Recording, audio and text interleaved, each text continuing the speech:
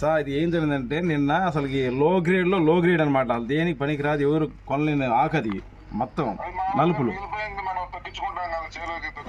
చేలో తెచ్చుకున్నా. అట్టనే నేను ఏం చేశానంటే ఎండలు బాగున్నాయి కదా, ఎండకు మొత్తం స్ప్రెడ్ చేసి కలంలాగా వేసి మా ట్రాక్టర్ ఉంది దాంతో మొత్తం సూర వేసి మొత్తం ఒకసారి పప్పు పెట్టిన ఇక్కడ మొత్తం స్టాక్ పెట్టుకున్నా. అది ఏంది మొత్తం విచిత్రంగా కనిపిస్తుంది కదా, ఏందా పొగాకు ఎట్లా చేసి అని చెప్పేసి.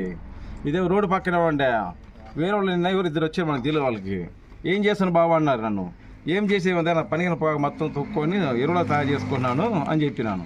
మన మెంటలు లోనే ఉండి మన సరుకు బాగా లోనే ఉంది సార్, కానీ మీ ఒక్క రోజులే సార్ మా పచ్చ మొత్తం అమ్ముతాను పొగాకు.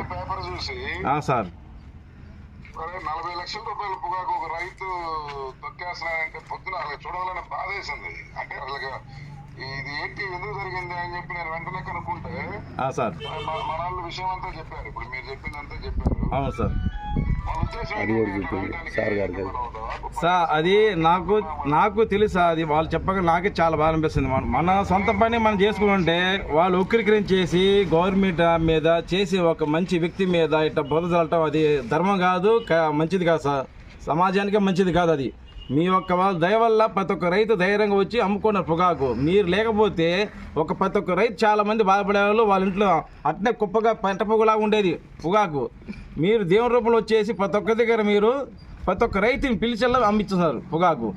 కంపెనీలు నమ్ముకొని కంపెనీలు కూడా రాని పక్షులు కూడా మీరు వచ్చేసి అందరితో మోటివేట్ చేస్తున్నారు. అది కూడా ఒక సిస్టమ్ ప్రకారంగా షెడ్యూల్ ప్రకారంగా అందరు సీరియల్ ఇచ్చేసి దాని ప్రకారం చేశారు. అసలు మీ యొక్క వ్యవస్థ చాలా సూపర్ అండి, హ్యాండ్స్ అప్ మీకు చెప్పాలంటే.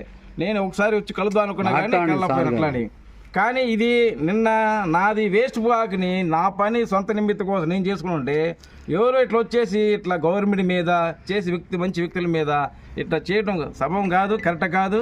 అది నేను కూడా ఒప్పుకుంటాను సార్, ఖండిస్తాను. అది అట్లా చేయకూడదు. అది సుబ్బారెడ్డి గారు మొన్న పొద్దున్నే పేపర్లోనేమో ఒక 60 ఆర్టికల్ రాశారు సాక్షి వాళ్ళు. ఏదో రైతులు పార్టీలు చూసి కొంటున్నారు, లేకపోతే వైసీపీ వాళ్ళు కొంటలేదు, ఓన్లీ పచ్చ రైతులే కొంటున్నారని వాళ్ళు పనిమాలాడు సార్ గలీజ్గా రాశాడు సార్. అలా ఏమైనా జరుగుతుందా మీ ఊర్లో? సార్ ఇక్కడ పార్టీతో సంబంధం లేదు, ఇక్కడ రైతులు ముఖ్యం.